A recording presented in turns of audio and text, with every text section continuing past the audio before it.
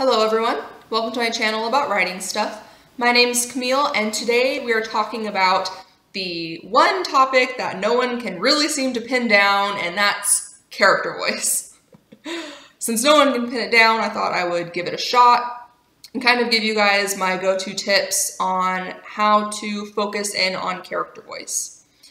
Now, if you don't know, and I touched on this a little bit in my last video on description, character voice is this idea that one of your characters is always narrating the story to the reader.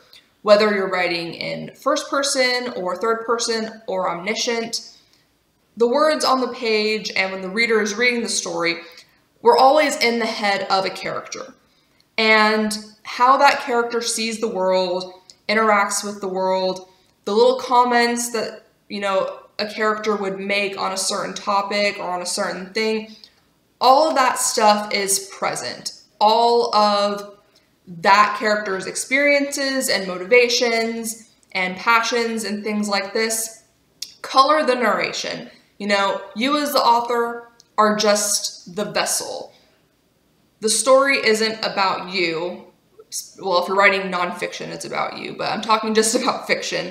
The story isn't about you. So your motivations, your passions, the way you see the world is not meant to color this narrative. It's the character. And the thing about character voice, that's what really breathes life into a story. It's your character's commentary and the things that they notice that brings a story to life. It makes the character feel real. So I'm going to go over my 3 main things that I sort of keep in mind when I'm really trying to nail down character voice. So the first one is the lying. This can also be referred to as sort of the unreliable narrator idea. But what it really comes down to is that you and I and everyone else in the world lies every single day.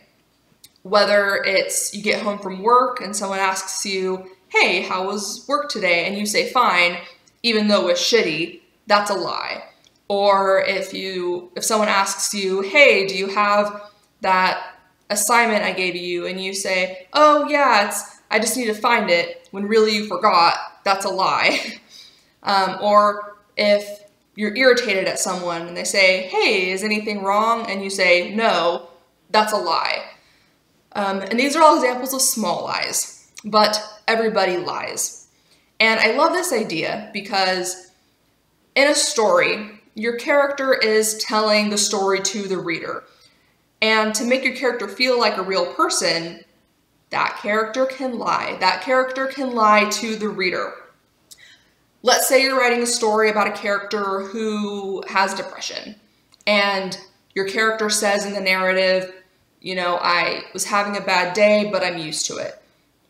No one really gets used to having depression, so that's a lie. But then later on in the story, you can show how that character is not actually used to it, that they're actually really struggling.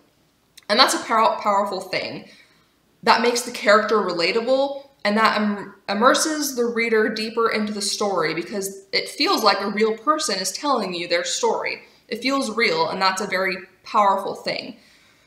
The second one is vocabulary and word choice. The words that we use are contingent upon so many factors. Everyone in the world speaks differently because everyone has different experiences. Everyone is passionate about learning different things, and all this sort of stuff. I'm sure you guys understand this concept. We all use different metaphors and analogies, but that's only a small part of it. If you're writing a character who is, and I don't mean in a stereotypical way when I'm using these examples. So let's say you have a character who, didn't graduate from high school and just doesn't read and has really had no cause or desire to extend their vocabulary. So let's say that this character walks into the kitchen and they see another character using a mortar and pestle. There's a good chance this character wouldn't know the words for a mortar and pestle or would have forgotten it. So that character could walk into the kitchen and say, you know, she pulled out that bowl thing and the stick thing used to like crush herbs and stuff. I always forget the name of it. That tells you about the character. That's honest. That's an honest word choice that I've heard people use who couldn't remember the word for a mortar and pestle. And that voice is vastly different than perhaps a intelligent person with a vast vocabulary that's technologically inclined walking into the same kitchen and saying, you know, she pulled out a mortar and pestle to grind up the peppercorns, and I had no idea why when there was a perfectly good pepper grinder right there on the kitchen counter. Those two examples are vastly different and speak to vastly different real people. It feels honest. So if you're writing a character whose intelligence is different from yours, whether it's lower or higher, or, you know, if you have a character who is just different than you intelligent-wise in any area, it could be art, sports, technology, it's important to do the research and know how that character would actually address certain things or describe certain things and the words that they would use. Someone who's never been to a baseball game before wouldn't describe a baseball game with all of the proper terminology and all these things. And I always say this, always say this, but get inside the head of your character. That's whose story you're writing. You are not writing your story, you're writing the character's story. So if you know the character, you can do these things flawlessly. Sort of flawlessly, almost flawlessly. And the third one is pretty much description. It is what your character notices and how they describe it.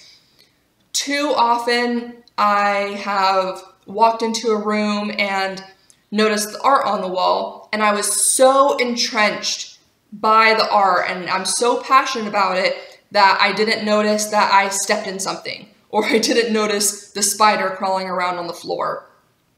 And it's this sort of thing. Say you have a character who is your typical, you know, broad-shouldered, tough jock or whatever, and on Valentine's Day, his girlfriend comes to school with a giant teddy bear for him. And he sees it, and he could say, you know, oh, it's a big teddy bear, brown fur, blah, blah, blah, but his personality would pretty much push him to say, oh shit, she was carrying this huge, ridiculous fucking teddy bear. I'm not carrying that around school with me all day. What was she thinking? That's honest. That feels like a real person telling us their real story. And don't hold back on these things. Don't go off on a tangent, and I'll do a video on dialogue, but the thing with dialogue and sort of character commentary is people do go off on tangents, and our speech is messy, and our thoughts are messy, and our information that we're trying to convey gets muddled, and we repeat ourselves like I just did. So you can do these sort of things in your narrative to really bring the character to life. It definitely adds words. If you are the type of person who you're underwriting, let's say you wrote a whole story and it was only like 50,000 words, you could be underwriting. You could be missing these things, this character commentary, these extra words, really immersing yourself into the character's passions and descriptions and things like this. So those are my 3 main tips of things to keep in mind. If you want a really good example of sort of the lying, unreliable narrator story, I Am Not a Serial Killer by Dan Wells is a really good book to read for this. It is about this kid named John Cleaver who's a teenager, and he realizes that he has all of the symptoms or the signs of the homicidal triad. So he understands that he is a sociopath and he's hunting a murderer in his town. But the thing with the unreliable narrator and how the character is lying to us, the reader, we will see the people that he interacts with treating him well, loving him, trying to be there for him. And he tells the reader, you know, oh, she didn't love me, or oh, this person didn't care. And we know he's lying. It's a really powerful narrative and a very powerful character voice in that sense. So that's my resource today. If you want a good example of good character voice, I Am Not a Serial Killer by Dan Wells is a good book. So that's all I have for you guys today. Next week, I might do something on dialogue. We'll see. But until then, as always, you should be writing stuff.